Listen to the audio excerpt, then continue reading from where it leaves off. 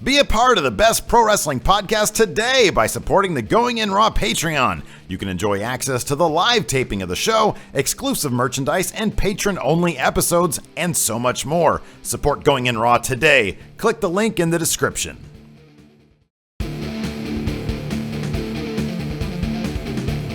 Hey, friendo, Steve here. And Larson. And welcome to Going In Raw, the dirt sheet, the only place you need to be going for your pro wrestling news. And it's available here at youtube.com/Steve Larson, and anywhere fine podcasts are available, including iTunes, Stitcher Radio, Podbean, SoundCloud.com/Steve Larson, but not that Spotify. We're on the road. But very soon we will be on Spotify, won't we, Steve? What are you talking about? We're gonna try to get there. We got to figure out some technical details. I downloaded Spot. Is that you lost the wager? Therefore, we must go on Spotify immediately. Immediately. That wasn't part of the wager. It was I'm going to see what I can do about getting it there before Fastlane-ish, WrestleMania-ish. Around there, thereabouts. Those were not the terms. We're still on the road to Spotify. I mean, maybe we're approaching the exit sign. Yes, very quickly. Well, you know. Our blinker is on. Oh, is it? Well, you put your blinker on a little quicker than I do, my friend. Yeah, we also have a Patreon at patreon.com/Steve Larson, where you guys can contribute to the show and help make it better in exchange for goods and services, such as at the $5 mark. What do you get at $5, Larson? A weekly live stream. You get to watch us of us shooting the Tuesday episode, our Raw recap. We interact with the chat room and yes. say hello, and you get a bonus episode every week. Yes. And, yeah, it's great. Why wouldn't you want to do that? At $10, you get one of these postcards. Bang. Done. Yeah. Done. In the mail. All right. We're also at ProWrestlingTees.com/Going In Raw, where you can get any number of fine shirts. Well, there's 4 shirts. Including that. Well, Pro Wrestling Tees in general has a lot of really great shirts. Our specific store has 4 shirts. 4. I'm trying to come up with a new idea for another shirt. I have a couple. I just need to make the designs. Execute them. Yeah. All right. And where else are we? Where else can they find us? That's pretty much it. Yeah. Yeah, okay, good. All right. Twitter, at Real Going In Raw. Mm-hmm. At Joy of Bearding. At MF Steve here. You know what the MF stands for? My friendo. My friendo, Steve here, exactly. And also at Steven Larson. I don't know why we have so many Twitter addresses. Anyways, let's get into the news. Yeah, let's get to the news. Let's get right. I'm going to copy. Can Drama Alert, can Keemstar copyright flag me if I say, let's get right into the news? He does it much better than I do. Yeah.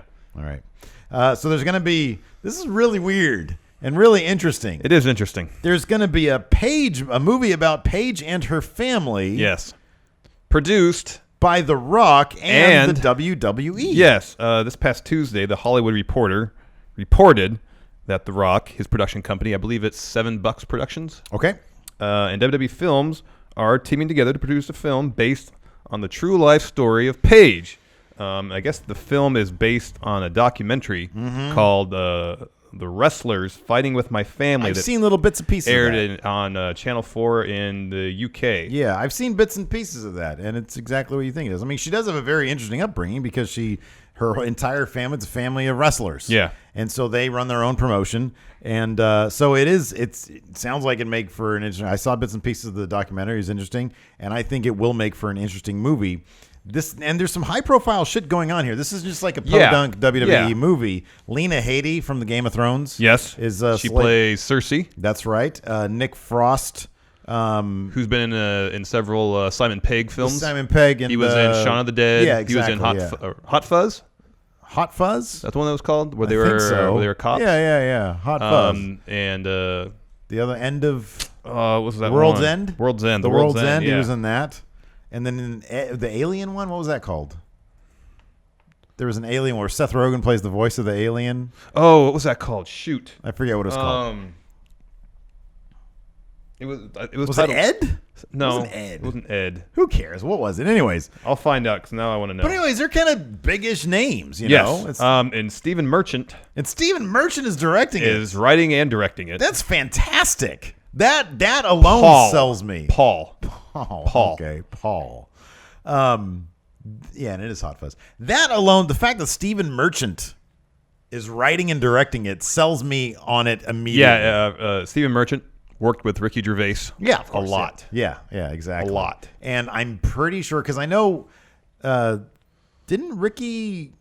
Did they co-direct the original Office, or did somebody else? I know they had a very heavy creative hand in all that. Yeah. They were the executive producers of that show, and then everything else. Yeah, that extras. they did. Yeah, exactly. Yeah, exactly. So, this sounds really good. No, so who's going to play Florence Pugh? She's sort of a newcomer. Is that right? Yeah, apparently she's on a Netflix show.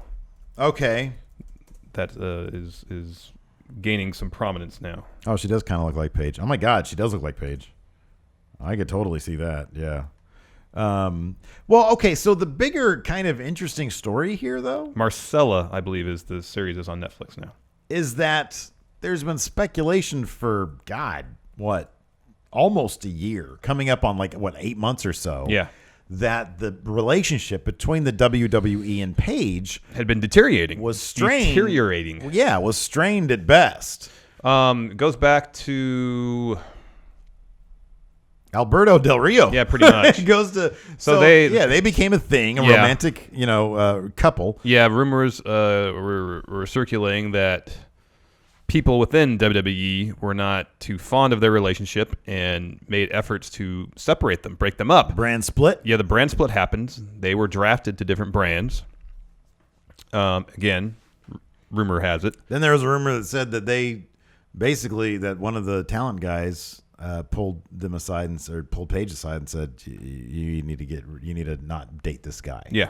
Her own family even posted a Facebook thing, because they were defending her sort of honor against the WWE because she wanted neck surgery, and the WWE saying, well, there's talk that they might not pay for it because they didn't think it was medically necessary. Yeah. And their family said yes, it was, through a series of Facebook posts, but then they also said, the father posted on Facebook that he doesn't want Paige anywhere near Alberto Del Rio. But they seem like, if you get on their Instagram right now, they seem like they're more in love now than ever. Yeah. She proposed to him in the middle of the ring at some indie show. He said yes, apparently.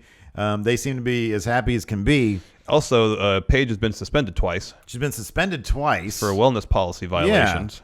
Yeah. And she's still recovering from her surgery now. Yep. There's no information really as to when, she hasn't been cleared or anything. No, but she had been posting some stuff, or Del Rio had, or no, she did, about she was doing some MMA training. She was doing some, with him. I saw with him, yeah.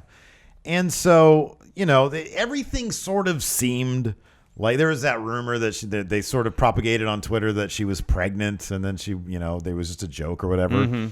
Also, though, after Del Rio was released, there was rumors that she was trying to retain a lawyer in an attempt to get out of her contract. Yeah. So, and we've covered this all throughout the months. And so it's so there, the relationship would have to be on better, you would think. Yeah. Would have to be on decent ground for WWE Studios, for WWE Films, to then, be trusted with the story of her family in movie form. Mm-hmm. So this is very interesting. It makes you wonder, well, this is, and on top of that, I will guarantee you one of the biggest ways to promote this film is by having Paige back on WWE TV in a prominent position, probably winning that women's championship at some point. Yep. So, and because she's on the Raw brand, right? Yeah. Del Rio got drafted to SmackDown? Mm-hmm. Was he in that first episode? I don't remember, but he also got suspended really got suspended. Quickly. That's right. Okay. He got suspended in mid-August, I think. Okay. Both of them did in mid-August, her first suspension. And then pretty much right as his suspension ended, his contract ended too. So I don't know. I mean, you'd think that this is good news for people who want to see Paige back in the WWE, myself included. Mm-hmm, I think that I think there's a lot that they can still do with her. And so this looks like it's got a lot of good pedigree behind it. The movie does. Yeah. So I'm interested in seeing the movie. Yeah. I've always been a big Paige fan. It's odd seeing her and Alberto Del Rio, and then you hear things, you hear rumors, and there's just rumors we don't really know what the deal is. Yeah. But knowing that, if hearing the rumor that she was trying to get out of her contract and employing lawyers and stuff, it's like you're a business person, you got to do what you got to do. Mm-hmm. But at the same time, as a fan of the product and as a fan of hers, I wanted to see her in the WWE. Yes. Selfishly. Yes. And so this, to me, the Paige fan guy, It's good news, a couple different ways. So interesting to see how this will develop.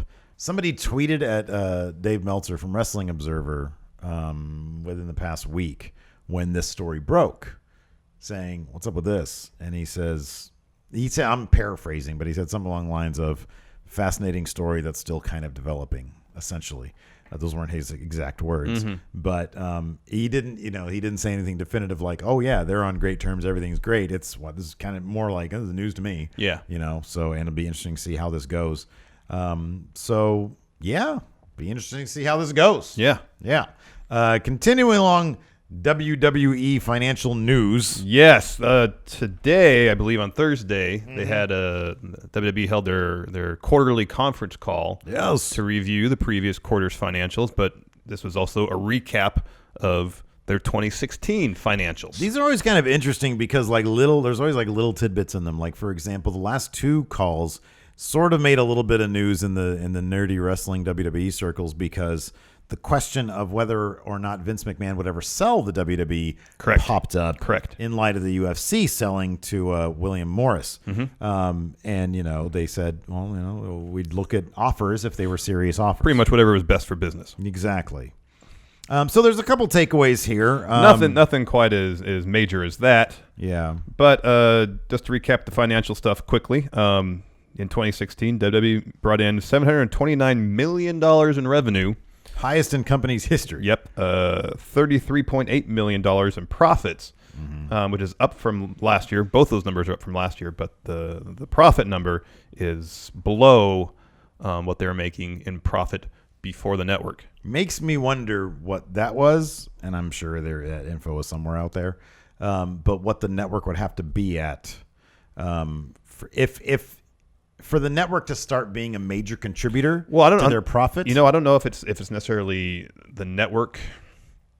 I don't think the network is making up for the lost in pay-per-view revenue yet. Right, it's a TV deal. Yeah. And so that's sort of going to be the question because like the guy who runs New Japan, I forget his name, top of my head, he was saying, you're on precarious ground. He's a competitor, so might be saying this just, to talk shit. But he said, you're kind of on precarious ground when you're relying on cable TV rights. With so much going on in terms of how content is distributed. Yeah, exactly. Yeah. And so it makes me wonder if, it says network subscriptions at this point, another figure from the call, are up to over 1.4 million, about 100,000 up from quarter three. But it's still, I believe, down at the beginning of 2016, they were around 1.5 million. Okay. All right. But it doesn't look like they're not bleeding subs. No. Let's see here. Vince also mentioned the bottom line is like the majority of their profit comes from their TV deal because they signed a new TV deal last year. Vince mentioned the possibility of doing their banding about the idea of doing 205 live house shows, kind of similar to what you see with NXT. That's interesting. Yes.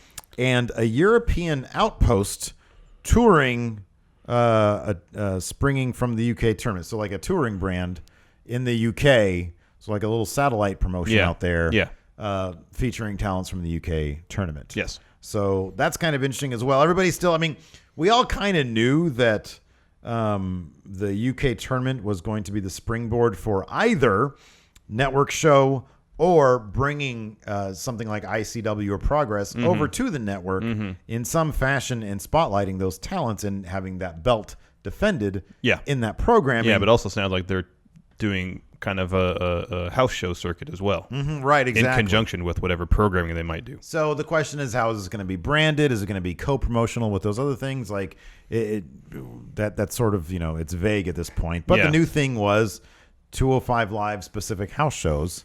And according to the Wrestling Observer report, they said that between NXT shows, there's two of those, which runs two, SmackDown, Raw, SmackDown, that's four. That's four. If they have 205 Live, that's five. And then I think he said there's he stated that the number could possibly be as high as 6. Oh, because of the UK thing. Yeah. So around the world, there could be 6 touring brands. Yeah. So as many or as 6 regular touring shows. Right. He said on any given Saturday, you might there might be 6 WWE shows running somewhere, at some point in the world. Which is a lot. which is a lot. Related to that, house show attendance on average was down. So per show, it was down. Yeah, but revenues from house shows were up, correct? Because they're doing more of them. Because they're doing more shows, yeah. Overall. Also, Vince mentioned the possibility of talent exchanges between brands as a way to kind of freshen up, keep things fresh on Raw and SmackDown. And he used Roman Reigns as an example of a star that can switch brands. Why would he keep on talking about Roman Reigns? Let me ask you this. Do you think that this could perhaps be an early tell that a new brand draft is on its way without wanting to give away the idea that there's going to be another brand draft? Could be. I mean, regardless if there's a draft or not, I mean, there hasn't been any trades yet, right? No. There's been the threat of trades. So trades in their universe is something that can happen. Yeah. Can happen.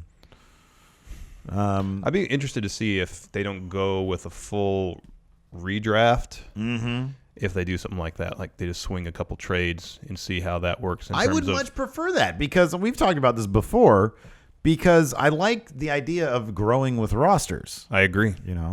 But trading Roman Reigns for AJ Styles, that'd be great. Get AJ on the good show. I love that, because people in the comments are... I know, they just start typing away.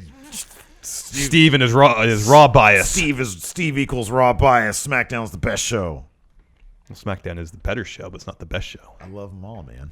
But I like NXT the most. Yeah, NXT might be the best show. Figure that out. Might be the best show. But it's interesting. All this stuff is interesting. Shows a company, I guess, in good health. Yeah. They're profitable. Yeah. They're expanding. Yeah. Not just here domestically, but internationally. Well, it's smart. You're getting like a good TV deal while you're building up your future, the network. Because I'm really curious, I know it would have to be far more than this, but I wonder what the multiplier would have to be for them to reach the TV money deal. I mean, 5 years from now, cable TV is still going to be fine. 10 years from now, we don't know what it's going to look like. I would imagine there would still be a premium on live content. Oh, yeah. And high produced, live content with high production value. High production value. Thank you.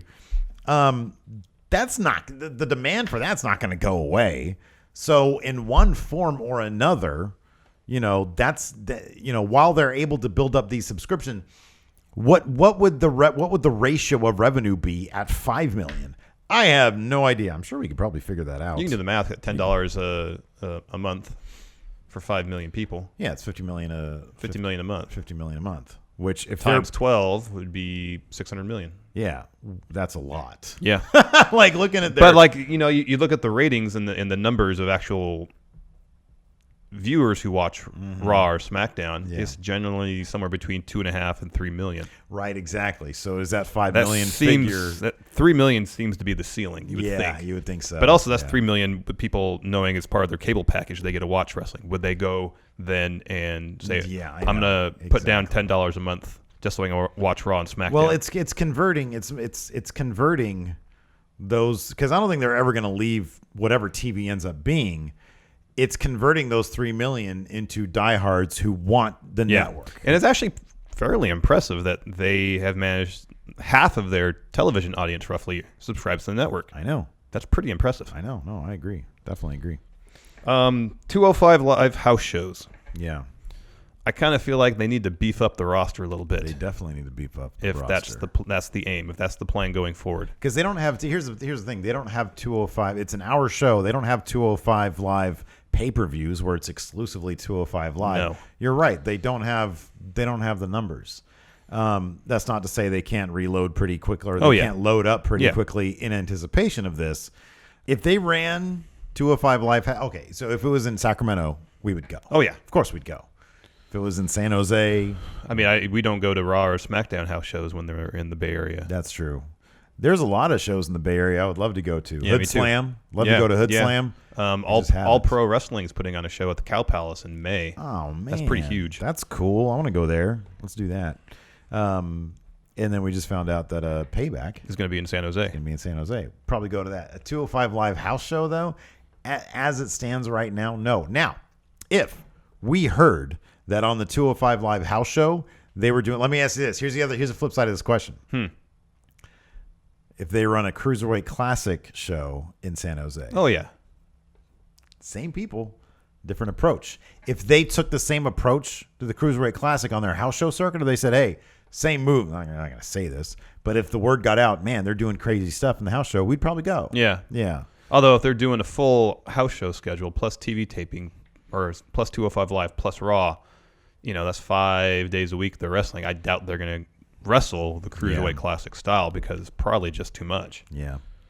Come to Sacramento 205 Live. We have great venues here for house shows. We do. That NXT show was fun. Yeah, it was a blast. That was a lot of fun. Yeah, anyways. So, bottom line is WWE probably not going to die off anytime soon. Doesn't seem that way, no. Doesn't seem that way. I even wonder if anybody would want to, I don't know, they're a real company now, Larson. I wonder if, in the next 24 months, we'd hear any hints of, somebody's making them an offer. I don't know. $1 billion. It's interesting that they got about $750 million in revenue, yet their profits were only about $34 million. Mm-hmm. It makes total sense that it's an expensive product to put on. I don't know what I have no idea. Like, I have no idea what the comparable number to for the UFC. I have no idea. Mm-hmm. Yeah, I don't know either. How much the revenue is in terms versus what their profit margin is. Cool. That's about 5%. Yeah, about that. Yeah. So I don't know. Is that good? It's $33 million, $34 million a year. Over 10 years, it's 340 million. Or 30 years, it's $1 billion. Yeah. So I guess in 30 years, $1 billion is pretty good. Well, they've been doing it for 30 years. Plus, look, a 5% return on an investment is pretty good. Yeah, it's not bad. These days, it's really good. Yeah, it's not bad. I got 0.1% of my savings account with my bank. Yep. All right. Let's see here. Moving on.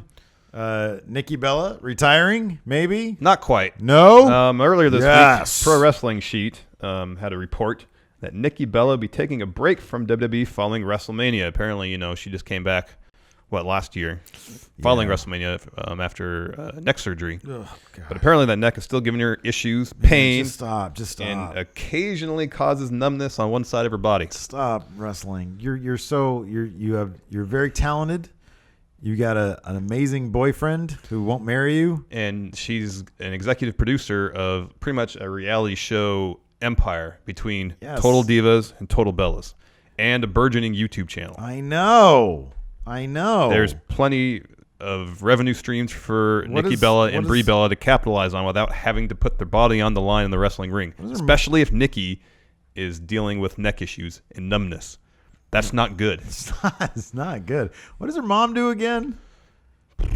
Doesn't she's like a recruiter for executives. That sounds right. She finds executives for companies. And then JJ is like her assistant. More or less. That was that was the impression I got from Total Bellas. Carries the bags around.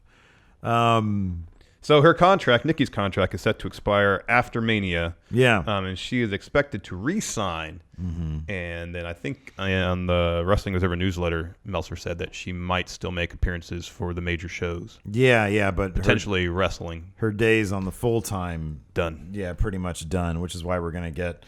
at Mania, a tag match. Reportedly, but with Nikki Bella and her boyfriend John Cena, who will not marry her, and the married couple of the Miz and Maurice. You think that's going to be central to their storyline? Oh yes. You think that Miz and Maurice, because they're married, that's going to be the central conflict? Well, they're going to say, look at the strength of our relationship. They are, aren't they? That's so dumb. That's what they're going to do. That's so dumb. But for some reason, I'm going to like. I mean, it's they're not shy about playing that storyline on the Total Bellas and Total Divas shows. I feel like at this point, that's all just simply a work. Could be. It's not now. It's just John Cena and Nikki Bella strategizing when the best time is for him to propose to her. What's best for business? Yeah, their proposal of so love. that they can feature that on the season finale during sweeps.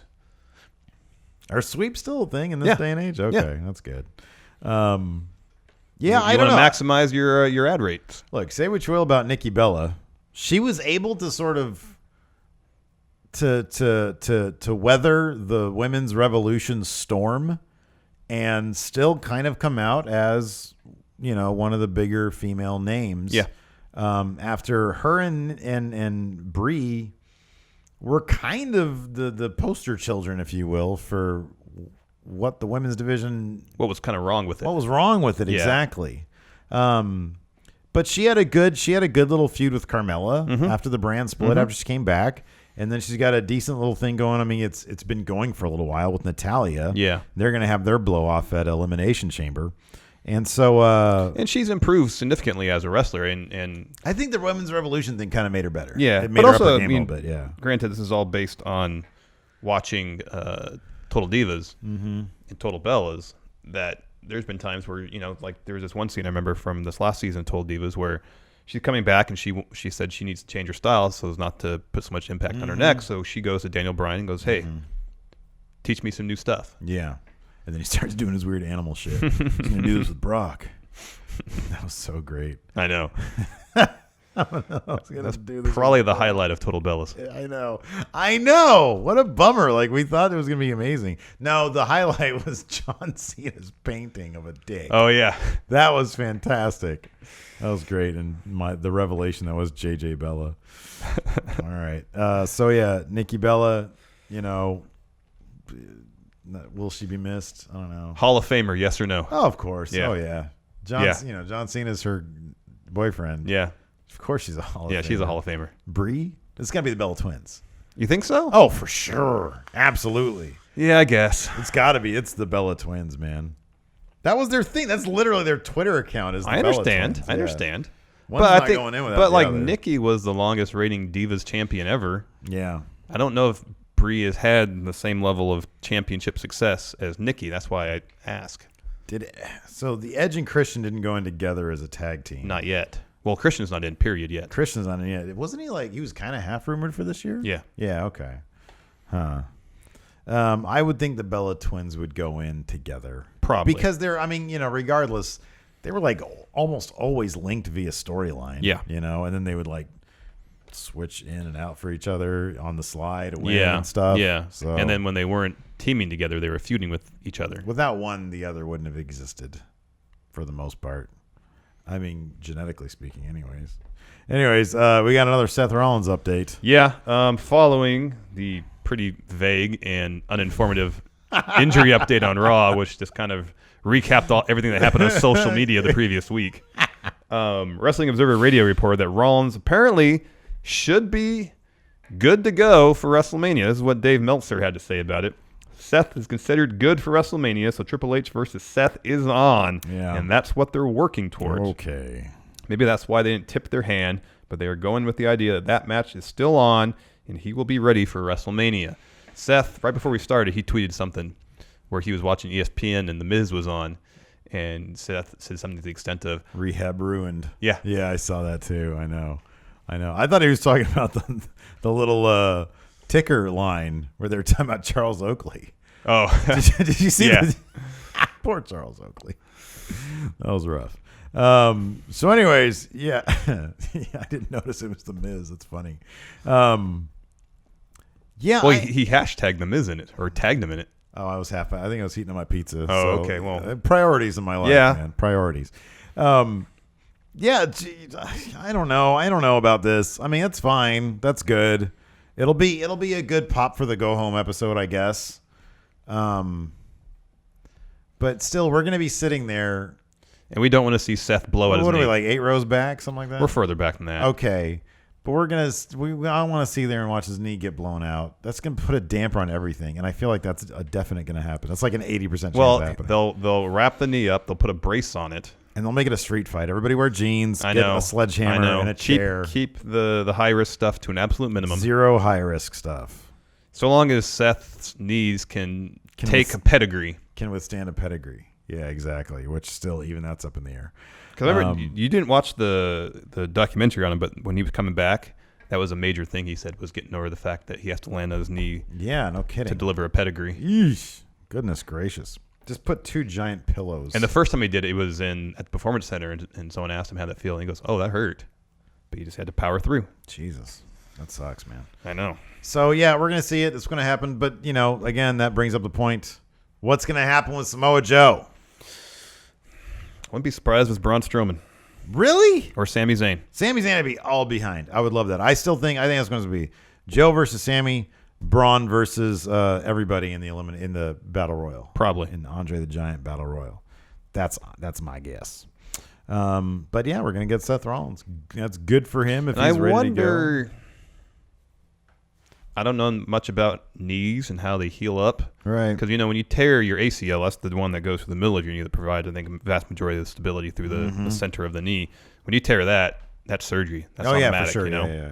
If you're an athlete. But the ligaments on the outside of the knee, I don't know how well. I don't know. Depending on the severity of the tear, if it's not torn all the way, maybe it's a partial tear for Seth. Right. And they think, okay, 8 weeks, it can heal sufficiently that you could do something. Yeah. I don't know. I have no idea. I don't know. If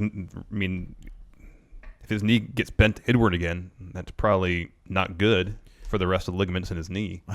Because that one is already either torn, partially torn, or just freshly healed. I'm pretty sure Triple H is going to come out and challenge him to a collar and elbow match, which is literally where they just stand there and they do this. One hand on the collar and then elbow like this. They just do this for 5 hours. Yeah. Pretty sure. That I'd be okay with watching that. Just so I don't have to watch his knee get blown out. Yeah. A collar and elbow match. It'll be a street fight. Probably. Yeah. And Triple H, Triple H is going to go out of his way to protect the shit out of Seth Rollins because he loves that guy. Yeah. He loves him. Let's answer some questions. Yes, the Shit Twins advocate, Alexander Corrente. Beard for life and too sweet, friendos. Can I get a too sweet? No. Come on, man. Give me too sweet. No. Give me a too sweet, Larson. Not going to happen. Larson! No. I kind of answered this question on our NXT 205 Live recap, but I'll answer it here too. The Miz is great, and his interactions with Daniel Bryan have been solid segments that generate a lot of heat. Yeah, I don't like your idea here. However, due to the fact that Daniel Bryan cannot compete anymore, does that take away from the quality of those promos because there can't really be a great payoff? For me, it really does. Here's the payoff. Yeah. Daniel Bryan says, Miz, you're soft. It's been saying for months. Yeah. I can't compete, but I know someone who can. And he's strong. Let me introduce you to Shinsuke Nakamura. Yeah. That's how you bring Shinsuke onto SmackDown. I don't like it. You just said you liked it. Yeah, I know. I lied. I don't like it. I don't like it because I feel like the Daniel Bryan-Miz feud is too small and Shinsuke is too big for that. Let me ask you this. What? What if the Miz is somehow the WWE champion when that happens? If Shinsuke wins the title in his debut, then yes, I will say I'm okay with that. I'm okay with that. Well, we'd probably have to wait till the summer at the soonest for that to be the case. Yeah, not going to happen. No, it's going to happen right after WrestleMania. Exactly. All right. The ghost of Larson's pre-cum. Ew. Nafaretti. That's his actual name, I guess. Brand new Patreon here. Thanks for grossing me out, and thanks for contributing to the show. Thank you. Which superstar needs help getting their ring gear ready? I personally think Braun Strowman needs help with his braided ponytail. Which superstar needs help getting their ring gear ready? That's a good question. I'm really curious about that. Well, obviously, when The Undertaker is in full regalia, I would think him. I wonder if Billie Kay needs help getting her cape on. Maybe. Because it seems long and like it could get twisted up and be cumbersome and stuff. You need to maybe do the thing, Peyton Royce can help her out with that. I'm pretty sure Roman can put his vest on by himself. I probably think so too. I'm trying to think. Let's try to think. There's not a whole lot of wrestlers with like intricate ring gear. That's what I'm trying to think. I know. Would you need anything special for Naomi's like glow stuff? Not really. No. Maybe when the Authors of Pain have like their full on. I wonder what their vision's like when they have their full masks. Oh yeah, on. those masks look like they cover their eyes. So maybe if they do, maybe they need some help, like Could making be. sure everything's looking good. Yeah. Paul Ellering, and I know it's Paul Ellering who does it. Oh man, they're probably learning so much from Paul Ellering. That's what's great about that. I know. Connor O'Farrell. Hey, friendos, new patron here. Thank you very much. Thank you, Connor. And I was wondering if you guys think Cesaro will ever get a big push or at least get a world title run in the next few years like the fans have been calling out for. I believe this is one of the top 3 best workers in the company along with Styles and Rollins, and it would be a crime. A crime! On WWE's behalf to not capitalize on him. Anyways, love the podcast, guys. Hope you keep up the great work. Thank you very much. Thank you. The only thing I think right now that's keeping Cesaro from a world title push is trying to think of the best way to put this. He has a connection with the crowd based predominantly on his in-ring ability, I think. Not to say he lacks charisma, because he doesn't. But I think connecting with people on a more personal level, I think that once he can do that, beyond just wowing people with his amazing in-ring abilities, I think once he does that, then he can take that leap up to the main event. If you were to swap The Miz out for Cesaro would already be in the main event scene on SmackDown. Yeah, probably. I believe that. Probably. So he's just in a situation where there's always been talent just above him on the totem pole, keeping him from getting up further. I don't know. If all things were equal and they didn't redraft, he would have a very tough time getting anywhere further on than where he is now. Maybe whenever his thing with Sheamus is done, I could possibly see him adding some more legitimacy to the U.S. title, and then from there, the sky's the limit. So possibly, but I would want to see how the next draft shakes out for him, because I think if they make things relatively lopsided again, there's the chance for him. And he wanted to go to SmackDown. At least, that's what he said publicly. Yeah. Maybe he thought because, granted, I mean, if you believe everything that's been floating around about the draft, that most performers didn't know where they were going until the draft itself happened. But I don't know, maybe he had some inclination. I mean, obviously you want to go to SmackDown because he thought it'd be the more wrestling focused show. There's there's a small handful of guys. I'm thinking of him, Sami Zayn. I can't think of anybody else, but him and Sami Zayn for sure, that would have really benefited. Because if both of those, let's take the Sheamus thing out of the equation. Sheamus for that matter. If you put Sami Zayn and Cesaro, you put them both on SmackDown, Raw doesn't lose much. And SmackDown gains a shit ton. A lot. So it's interesting to me that they did, like all those guys went to Raw and then they threw Cesaro in there too. I know. It's like, man, he would have been perfect for SmackDown. He really would have been. So it's sort of a combination for me of placement on brands. Like if they had never done the brand split, then no, he would have been not a chance. Yeah. But now they have the brand split.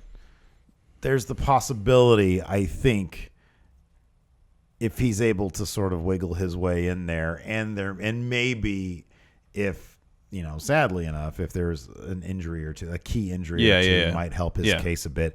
I think he would be good to go. I think there's just too many people who do have that thing that you're talking about that do sort of have that connection, or what the WWE considers a connection. More than him. But I don't know. It might just be a matter also of longevity with him. I see. The good thing about Cesaro is that he hasn't been in the world title scene yet. So contrast that with somebody like Dolph Ziggler, who's had the world title twice. It was very underwhelming, and then he got, no fault of his own, he got concussed. And so we kind of feel like he's, even though it isn't the case, we kind of feel like been there, done that with Dolph. It's like you've had so many opportunities, even though we know the truth, there is that misconception there, or that perception rather. With Cesaro, he hasn't sniffed the world title really yet. Nope. And so there's still that, what would this be like aspect to him? Especially if he's paired with the right opponent. Right, exactly. Yeah. Like, I would love to see Cesaro versus AJ Styles. Oh, yeah. Who wouldn't want to see that? Yeah. It'd be great. Even Cesaro, Randy Orton would be good. Yeah. Heaven's Assassin, Xavier Sky. First-time patron, thank you. Thank Xavier. you very much. And be sure, on the Patreon, when you put your question down, make sure you specify first time, because we'll word search first time. And I've loved you guys ever since you were back on the Big M. Thank you. Thank you. I just recently rewatched the feud with Cesaro and Sami Zayn from NXT and found it way more entertaining seeing how far along both of these competitors have come since then. My question is, do you think we'd ever see that again to that magnitude, and who would you like to see paired against each other? Would we ever see Cesaro versus Sami Zayn Well, I think again? he's asking, would we ever see a feud in NXT that was good, revisit it, years later, after those wrestlers have been in the main roster, and be impressed with how A, much they've grown, and B, how impressive they still were back then. I think that's what he's asking. Yeah, I mean, you look at NXT right now, and there's so much good talent. It's hard seeing any of those guys not make it to the main roster and make a big impact. I know. And so that naturally leads you to think, we talk about it all the time. Well, Joe's on Raw, so Shinsuke can't be on Raw. Balor's on Raw, Joe's on Raw. We're going to see sort of, that redone. It'd be interesting to see, say, Authors of Pain are in NXT for another year, get called up, and then after 3 years on main, they have another feud with DIY. Yeah, exactly. Yeah, especially with Authors of Pain because they're so young. Yeah. Yeah, no, I totally agree with that. I definitely agree with that. Lee Anderson. Hey, Stephen Larson, new patron from Scotland here. Oh, Thank nice. you very much. Thank you, Living Lee. in the same region Noam Dar was. Oh, Alicia Fox. With the Undertaker's rather lackluster performance in the Rumble, despite his fairly major push for it, in his opinion, do you think he can still go, or is it all over? He mentions Undertaker being out of shape, and he worries that he can't be carried to a match, especially given Roman only really shines when someone else can go. Yeah, that's true. Roman does not have what it takes to carry a match on his own yet, so when all is said and done, if the dead man's legacy is not Mania, what is it? Because the last few showings he has had ain't no legacy makers. So is he done or not? Thanks, friendos. All right. Make no mistake about it. The Undertaker's legacy is his longevity. Yes. And what he accomplished over the 26-year career he's had in WWE. 5 decades he's been around. Yeah. So you have to take what he says now with a grain of salt. My legacy is no longer WrestleMania. Simply we both thought that meant that we would see a bit more of The Undertaker between then and WrestleMania. Yeah. Or maybe, like we originally thought, okay, well, he's going to show up a bit more throughout the next year. Yeah. We thought he might kind of have his last ride tour, essentially. Right, exactly. Before retiring. But then it sort of didn't even turn into that. He was at the Rumble. Looks like he's going to be at Mania against Roman. And who knows after that? Yeah. Because he did not look like he was moving well at the Rumble. Yeah. He didn't look like he was in the best of shape. But, apparently he had hip surgery within the last year. So he needs another hip surgery. He needs to have his hip replaced. Yeah. So I don't know if he'll be able to just kind of, go a couple more years and then hang him up. Yeah. Or maybe after this year's Mania, he'll decide, okay, I can't handle this anymore. The hip's too much of an issue. I think that, if the question is, what is his legacy? We've seen it. His legacy was cemented years ago. Yeah, and in my opinion, it culminated at WrestleMania 29. Yeah. 20 was it 29 or 28? Sorry, 28. 28. Yeah. With Triple H. The end of an era match. End of an era match was fantastic. Yeah. Matt Stokely, first time patron. Thank you, Matthew. Been reading some rumors around WWE dropping Foley from the Raw GM position after Mania. Who would be your choice to book in the role, and who do you think they will? Have you heard those rumors? Yeah. He has a hip issue as well. Oh, so it would be at his behest. Potentially. Okay. Well, he had like a Facebook post saying that he didn't have health insurance anymore, and so he needs hip surgery but can't get it. Oh my God. Jeez, that sounds bad. Yeah. Man. That's a bummer. I know. So apparently he's supposed to take time off before, what was the pay-per-view? Yeah, Roadblock. I remember that. Yeah, He's supposed to take time off around Roadblock. Wow. Okay, so him and Stephanie have a falling out. Which has been teased for a while. That was so egregious that he had to leave. Who would you want to see replace Mick? I mean, the first Foley? name that pops in my head is Kurt Angle. That would be great. That'd be great. But I don't know if that'll happen. Now I just have his theme song stuck in my head. Okay, well, let me think here. I'd prefer to see Edge as the SmackDown GM. Yeah. That would be good if he was interested. I'm trying to think of other retired suits. Didn't we? We did a list. We did a list. We did. The people who we want to see as GM. We did. What about JBL? Oh, man, I would love that. Corey Graves. Corey Graves. There you go. Austin Aries. There you go. Hold on a second. Let me think of one now. I'll think of one. Aaron Rex. He's not in WWE anymore. I know. Baron Corbin. Shawn Michaels. Lex Luger is on Eric Bischoff's podcast. How is that possible? Eric Bischoff has said several times that he didn't care for Lex professionally or personally. Well, those were his feelings in the mid-'90s. Maybe they've changed. Evidently, I'm really looking forward to listening to that. I really want to tune in. This, I give myself sort of rewards for making it through the week. Yeah. I mean, making it through the week. We sit here and fucking ramble about wrestling all day long. It's not a big deal. But, when my workload is like, okay, I can breathe now. Yeah. Workload's done. I watch Timeless on NBC. Yeah. Because I love that show. Yeah, you mentioned that. It's better by the week. Really? You would hate it. And number 2, no, that's it. I sometimes play video games. But I just let myself breathe a little bit.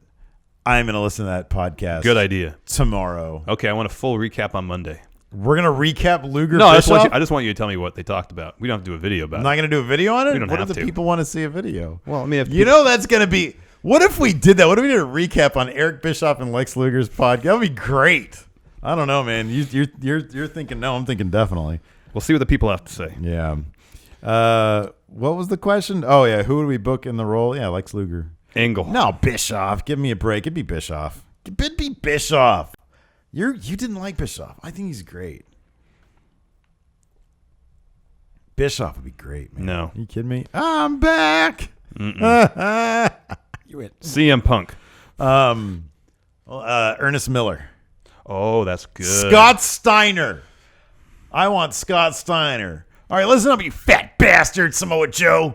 Tonight you're going to take on fat bastard Samoa Joe. What about take on myself? What if William Regal Oh, that'd be great. did both Raw and NXT? I would love it because William Regal isn't like a confrontational GM.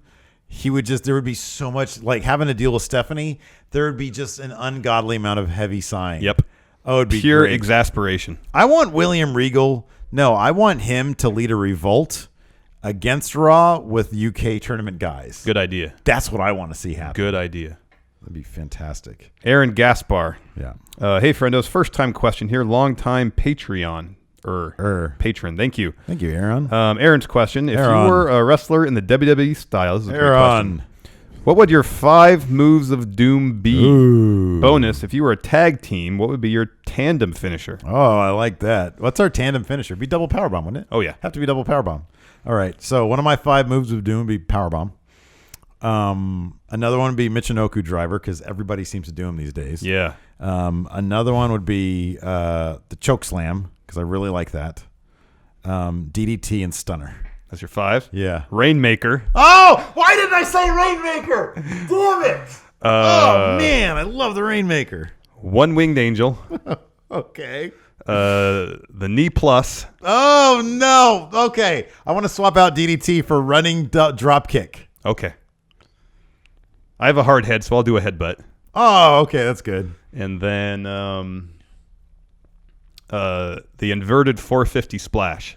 Oh, my God. You'd break every bone in your body if you did that. But that's good. I like that. I know. I want to update my 2K17. You know what our character now. tandem finisher should be? What? You should get our opponent up in powerbomb position. Yeah. I do the inverted 450 and land on him Oh, as a I powerbomb. love it. Oh, that's good. It's like like inverted 450 splash bomb. Innovation. Innovation. I love that. What a great question. We also have some video questions. 3 to be exact. First up, we're going to go with the stalker, CJ Reevely, who's in his car. Watch this video. It's great. Here you go, CJ. Hey there, friendos. Sorry if it's dark as shit. I just got home, sitting in my car. Just gonna do this real quick. My question is, how would you guys book Goldust's final year? Just not seeing. I'm seeing him less and less on TV.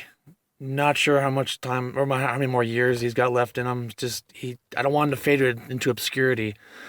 I don't know about title runs. Maybe in his last year get a shot at the Universal title, but ultimately I want to see him wrestle as Dustin Rhodes. That's all I want. Just for one fucking year as Dustin Rhodes. I'm tired of Goldust. I'm sorry. Anyway, talk to you guys later. Bye, friendos. Thank you, CJ. Thank you, CJ. I hope he didn't get caught. You see him, he's in his car stalking somebody. He said, I just got home. But when he says home, I know what he meant. My goodness.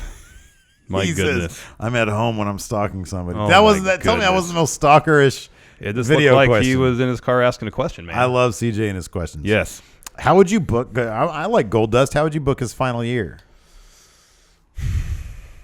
I'll say this. I would rather just fast forward to the Dustin Rhodes, Cody Rhodes match that we got robbed of. I know. That's That's what I should have been at that's Mania. like when we watched this question before we started, that's the first thing that popped in my head is like, why couldn't they have done Cody versus Goldust back when Cody was still in the company? Here's what I want. I want a new mysterious member to join LIJ in a luchador mask, right? Mm-hmm. And they attack the Bullet Club. Mm-hmm. Sorry, they attack Bullet Club. Thank you.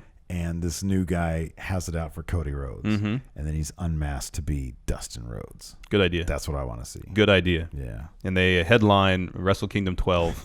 They headline. A little overboard there, buddy. They're a couple matches after the New Japan Rumble. No, they headline.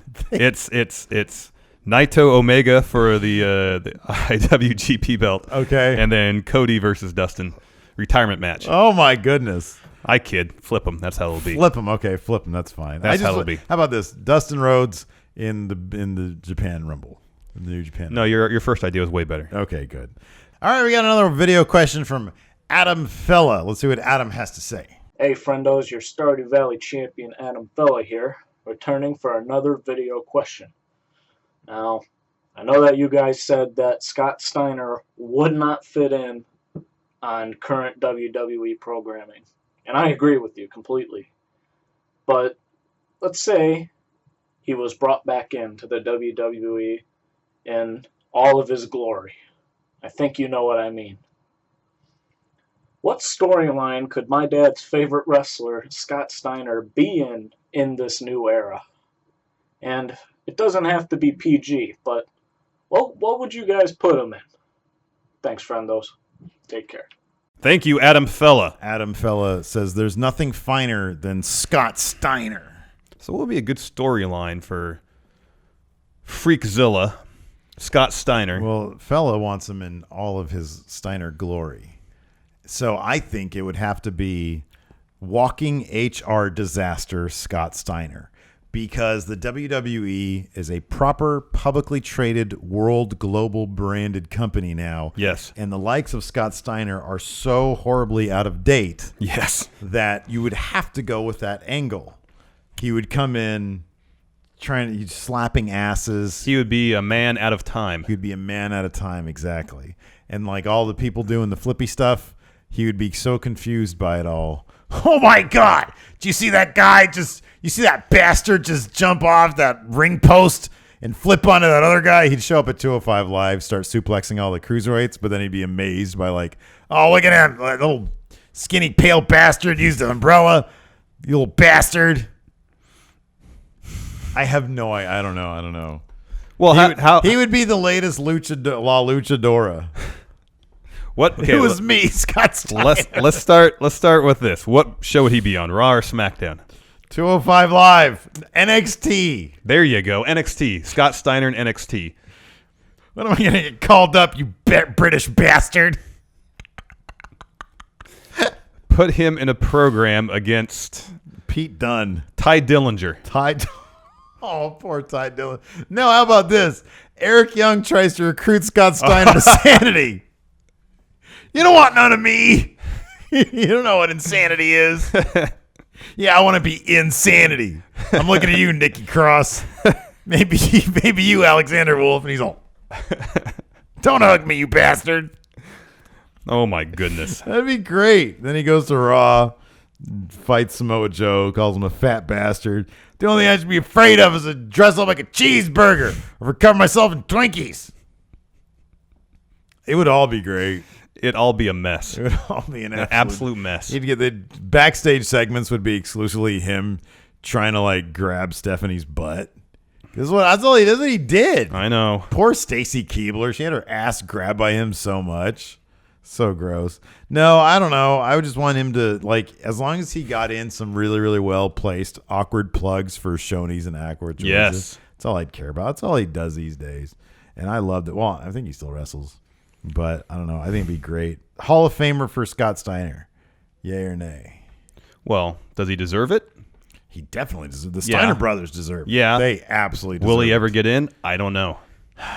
I'm going to say yeah, as long as he doesn't die in the next 10 years. I could see 5 years from now. If he keeps his nose clean, if he does Shoney's exclusively for 5 years, mellows the fuck out. Yeah. Yeah. Mellows out. Like I've seen him in shooting, like it's so weird. Like you'd think that somebody like that would always be like that, but then I've seen him in interviews, and somebody like that's that crazy on the mic doesn't open Shoney's in Ackworth, Georgia. You know what I mean? So there's got to be a side of him. No, I understand that's that. totally cool. Yeah, it's totally normal. Yeah, he needs to channel that for his Hall of Fame induction speech, which that's probably the only reason why they wouldn't, because he gets up there. It's just a sea of opportunity for him. I know. What does he care at that point? I know. I'm gonna go to bed with you. I'm gonna go to bed with you. I've been to bed with you. And you're a fat bastard. I remember you from that other crap promotion. You fat bastard, motherfucker. And he's looking at Samoa Joe. Where's Kurt Angle? Just starts yelling. Goodness Gracious. Adam Fellow, thank you very much for the question and allowing me to talk about Scott Steiner. It's so much fun. We have another question from who we think is this low-level WWE writer, Carlos Hackworth. Let's see what Carlos has to say. My question for you guys this week. We have 4 big pay-per-views a year, that being Mania, Rumble, SummerSlam, and Survivor Series. If there could be another big pay-per-view, what do you think it should be? You can either name the ones that we've already had, or create one yourself. Me personally, I think that Money in the Bank has become a symbol for the wrestling year. Being that you don't know the outcome, then you can cash in at any time during the year. So I would think that, as well as, what do you think about a cruiserweight Money in the Bank match, and also a female's Mrs. Money in the Bank match? Thanks. Keep up the good work. Thank you, Carlos. Carlos, I would say this. Money in the Bank is more or less the 5th major pay-per-view. For a bit there, it felt like the 4. Like it felt like it replaced Survivor Series. Because there's always the big surprise of, they're cashing in. So I would say money. Like my real answer is Money in the Bank. Create a new one though. It would be In Your House Styles Clash. The phenomenal one against all. Yeah, where AJ is in every match. Exactly. 7 matches, all with AJ Styles. All AJ. Finally, we got a video question from our best friendo, Patrick Sparks. Patrick, what do you got for us? Hey friendos, Pat here. So, there's so much wrestling to watch today, but I want to spend some of my spare time watching some old shit, like WWF or WCCW or something like that. But let's start with old WCW, like Vader, Cactus Jack feud time. Speaking of that feud, I want you to name your top 3 WCW feuds from the 80s era. Throw some early 90s in there too. But top 3 feuds and some of the best matches from those feuds. Thanks, Bendos. Bye. Thank you, Patrick. Man, that's a loaded question, buddy. Top 3 WCW feuds from the late 80s, early 90s. I think like one of the biggest feuds of all time would have to be Flair versus Steamboat. Yeah, that was late 80s. Period. You can also go with Flair Sting. Mm-hmm. Flair everybody, because Flair Funk had some good stuff too. Yes. Early 90s, of course, there's Vader, Cactus Jack. Mm-hmm. What year was the Dangerous Alliance formed? Wasn't it like 93? Something like that. So Dangerous Alliance era WCW. I don't know. I watched a bunch of I watched a bunch of 1989 WCW, and I talked about this on the show a little bit. But like whenever I'm in my office and it's late and I'm like, I'm going to flip on some crap from WCW, it's always 1989 because, man, you have the Road Warriors. You've got guys like, I think, Ron Simmons, like, so Doom. You've got Sting, Luger, Michael Hayes.